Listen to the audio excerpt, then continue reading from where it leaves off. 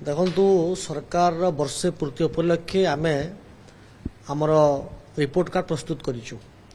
एवं निश्चित भाव माननीय मुख्यमंत्री लोकंकर मुख्यमंत्री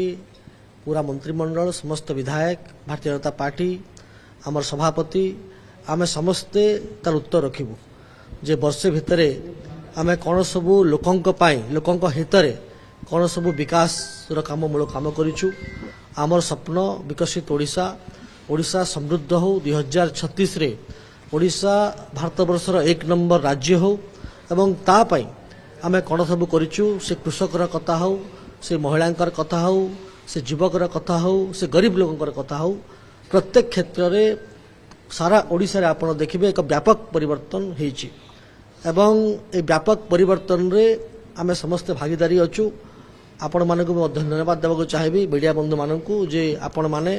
सबु समय रे आपण माने वर्ष भितरे सरकार करिथिवार काम को फोकस करिसेंती लोकंक पाखरे पहुंचैछंती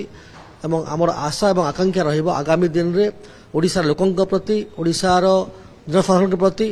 आहुरी किभଳି भाबरे भल काम करि हेबो ओडिसा आगो को जीवो पूर्वोदय विकास नरेंद्र मोदी स्वप्न अच्छी जे ओडिशा पूर्वोदय रे प्रथम विकसित राज्य हम ओडिशा 1 नंबर हम ओडिशार गरीब खटिखिया मजदूर ओडिशार दूर हम एवं महिला सशक्त हेबे युवक सशक्त हेबे तापे चेष्टा चली। देखंतु ए सबु दल जो निष्पत्ति नहीं ताकू आमको स्वागत करिया पड़िबो एवं जदि काम ही नहीं ताहले कहतु मो काम प्रति निश्चित संकल्पबद्ध एवं समस्त संकल्पबद्ध आपण देखिबे जे जो भाव भारतीय जनता पार्टी तार कार्यधारा बजाय रखी